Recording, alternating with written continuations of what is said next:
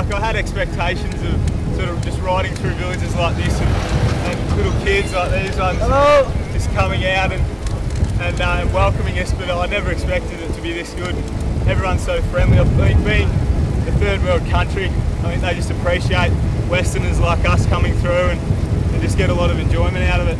The people in Cambodia are just full of life. They're so happy. I mean, you have a look around, they've got barely nothing, whereas we've got everything, and it's hard for us to smile where these people are just happy with what they've got.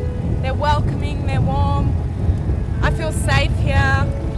They're just beautiful people. They're so giving and so forgiving, considering what they've gone through. The Civil War period, it was one of the bad period. It started from 79 up to 89. That the government soldiers were fighting against the Khmerus, and a lot of people really disliked that. And the economy of the country was bad. The whole country in a state of flux. And the farmers got a big trouble. Sometimes they have to work as a military without trainings. And a lot of them have been killed during that period. Siem Reap's an incredible place, and Angkor Wat is like nothing I imagine. It's bigger and better and absolutely beautiful. The kids are absolutely beautiful, and they think that we're celebrities. They love us here. They're gorgeous.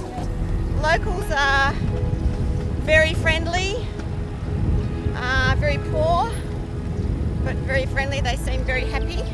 It's interesting when you're right at the front of the group, you see a couple of kids run out to the road, and when you're at the back of the group, the whole town seems to be on the road. So the bush telegraph works pretty well here, and the kids know that there's a group of cyclists coming through, and they're all really happy and really excited, and you know, want to give you a high five or give you a wave or something like that.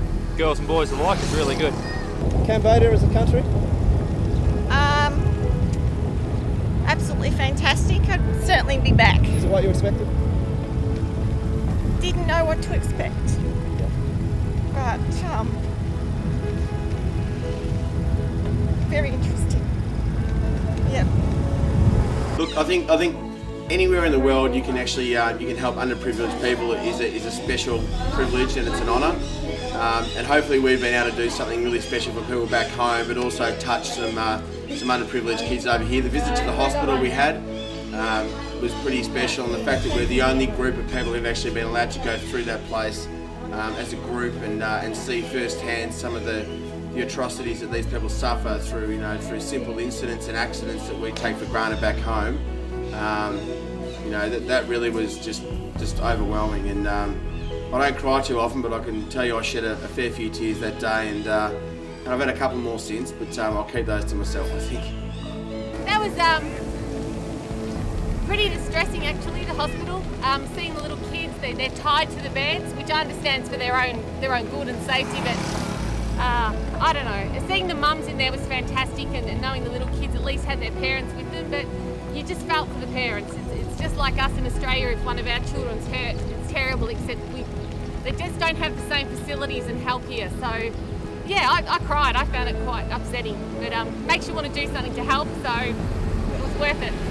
The hospital, I was almost in tears at the hospital. I found that really, really sad, just the poor children there with their burns, and that was just, I found that very, very emotional. And the nurses there were just wonderful, and seeing the mums in there working with their children and helping them, and that I got very, very emotional. I just found that very, very sad, but it's good to know that some of the fundraising that we've done from a perspective from the Alcoa people, that money's probably going to be helping them in some respect with things they'll be able to send over here to help with the children and their rehabilitation, so that'd be great. And how'd you go to the hospital the other day? I cried. I couldn't handle it. All these things that are so preventable, that are so easily done for these children, and I couldn't believe how many people were on the wards and the amount of injuries that they had. It was just amazing. Never ever seen anything like it. And the kids' hospital, how was that for you? Yeah, very confronting, and yeah, we really want to help them out, and we'll do as much as we can for them when we get back to Australia by sending lots of products over to help them, because I think they need our help, so we'll do what we can. The population's 50% under the age of 15, and the children are so beautiful, and being a children's charity, it just fits so well. And after that experience at the hospital one in Ho Chi Minh City, it just brought everything back into perspective on how fortunate we are to have what we've got, medical equipment, the facilities, and these people do an absolute amazing job with what they have.